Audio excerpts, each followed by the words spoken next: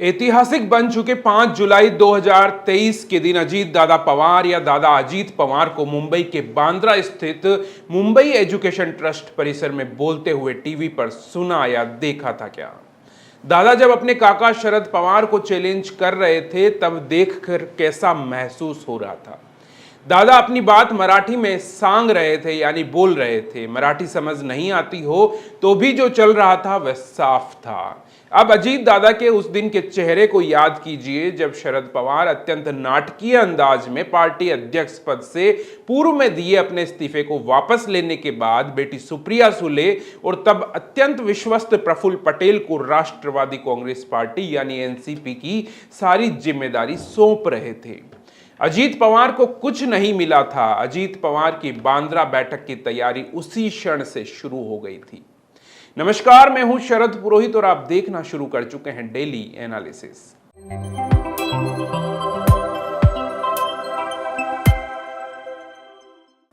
कुछ पॉलिटिकल पंडित आज भी अपनी इस बात पर कायम है कि 5 जुलाई का सारा ड्रामा शरद पवार के दिमाग की ही उपज थी।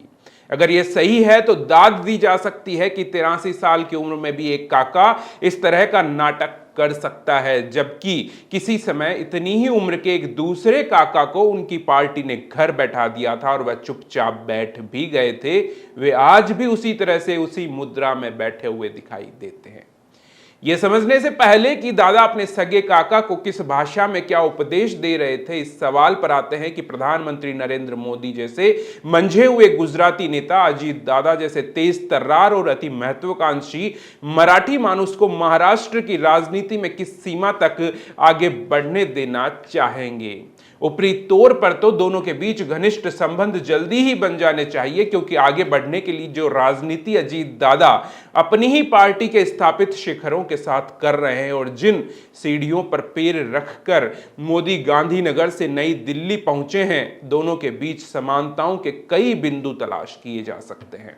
अजीत पवार ने शरद पवार को क्या नहीं सुनाया। उन्होंने अपने काका को समझाया कि आईएएस अफसर 60 की उम्र में सेवानिवृत्त यानी कि रिटायर हो जाते हैं। भाजपा में नेता 75 में रिटायर हो जाते हैं। आडवाणी और एमएम जोशी के नाम गिनाते हुए अजीत पवार ने कहा कि हर आदमी के लिए समय निर्धारित होता है।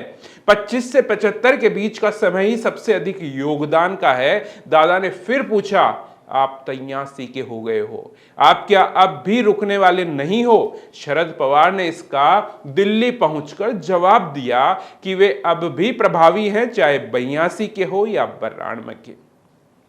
अजीत पवार अभी 63 साल के हैं। उनके पास रिटायर होने के लिए काफी वक्त है। उनसे यह सुनने के लिए 3 साल प्रतीक्षा करनी पड़ेगी कि 75 की उम्र में रिटायर को जो उपदेश बांद्रा के कुरुक्षेत्र में काका को दिया था, मोदी को भी कहते हुए देने वाले हैं या नहीं, कि कहीं अब उन्हें घर बैठकर नए लोगों को आगे बढ़ाने का मौका देना चाहिए। क्या ये बात अजीत पवार नरेंद्र मोदी को भी आने वाले समय में कह सकते हैं? इसके लिए अजीत पवार को 3 साल तक भाजपा के साथ बने रहना पड़ेगा, जिसकी संभावना कुछ ज्यादा नजर तो नहीं आती। अजीत पवार अगर अपने काका से कह सकते हैं कि वे अब मुख्यमंत्री बनना चाहते हैं, क्योंकि शरद पवार को इस तरह की बात उन्होंने कही थी, तो आगे चलकर किसी और बड़े पद की मांग मोदी से भी कर सकते हैं, क्योंकि 3 साल बाद वो भी 75 के होने वाले हैं। यह भी कि अगर अजीत पवार ने यह तय कर लिया कि उन्हें मुख्यमंत्री बनने से कोई रोक नहीं सकता, तो फिर एकनाथ शिंदे और देवेंद्र फडणवीस क्या करने वाले हैं? अजीत पवार की कार्यशैली से भाजपा के धुरंधरों को इसलिए डरना चाहिए कि उन्होंने 2019 के विद्रोह में हुई चूक की तरह कोई गलती इस ऑपरेशन में की ही नहीं। बांद्रा सम्मेलन के 2 दिन पहले ही पार्टी की गुप्त बैठक बुलाकर अपने आप को एनसीपी का प्रमुख भी चुनवा लिया और किसी को कानो कान खबर तक नहीं होने दी। राजनीति के हर सफल तख्तापलट के पीठ के पीछे की कहानी ऐसी ही मिलेगी, जिसमें इस तरह से पूरी प्लानिंग की गई हो। इस तरह के कोई भी चीजें, कोई भी कमियां नहीं छोड़ी जाए कि आगे जाकर के वो आपको परेशानी में डाल दे। पूरे पवार परिवार प्रसंग में जिस एक व्यक्ति की भूमिका पर चर्चा करना जरूरी है, वह है प्रफुल्ल पटेल। मेरे जैसे कई लोग होंगे जो यूपीए सरकार के 10 साल के कार्यकाल पर तब पूरी नजर रखते थे और केंद्रीय नागरिक उड्डयन मंत्री के रूप में पटेल के कामकाज और उनके मंत्रालय को लेकर उठने वाले विवादों से परिचित भी रहे होंगे। उस सब की चर्चा फिर किसी समय कर लेंगे, लेकिन अभी बात सिर्फ बांद्रा की। अजीत दादा के साथ साथ शानदार मराठी में भाषण करते हुए पटेल के वीडियो के उस अंश को जब उनके राजनीतिक मेंटर शरद पवार ने जब देखा, जिसमें वे पटना में हुई विपक्ष की बैठक का जिक्र कर रहे थे, तब उनके दिल पर क्या गुजरी होगी कल्पना करना मुश्किल है। क्या स्थिति उस वक्त उनकी हुई होगी। शरद पवार पटना में अपने नजदीकी सहयोगी के रूप में पटेल को साथ ले गए थे।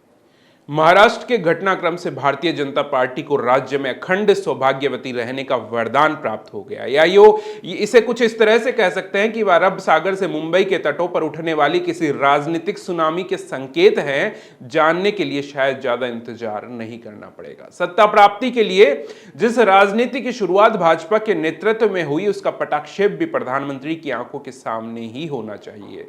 आकलन सही भी साबित हो सकता है कि सुनामी के बाद सबसे ज्यादा बचाव कार्यों की जरूरत भाजपा शिविरों को ही पड़ेगी। शरद पवार एक अनुभवी नेता हैं। उन्होंने भतीजे को आगाह किया था कि मोदी द्वारा एनसीपी को एक भ्रष्ट पार्टी बताए जाने के बावजूद वे गैर भरोसे वाली बीजेपी के साथ जा रहे हैं, पर अजीत पवार नहीं माने। महाराष्ट्र की जनता पहचानती है कि एनसीपी का चुनाव चिन्ह घड़ी है। घड़ी नाम का एक चर्चित डिटर्जेंट पाउडर भी आप जानते ही होंगे। भाजपा एक बड़ी विशाल पेट वाली वॉशिंग मशीन है, जिसमें ठीक से धो दिए जाने के बाद भी सारे मेल दूर हो जाते हैं। महाराष्ट्र ऑपरेशन के बाद भाजपा बिहार सहित अन्य राज्यों से राजनेताओं से उनके मेले कपड़े उतरवाने में जुट गई। देखना यही बाकी रहेगा कि 2024 के चुनावों के बाद कितने कपड़े उजले होकर वॉशिंग मशीन से बाहर निकलते हैं और कितने चीथड़े होकर।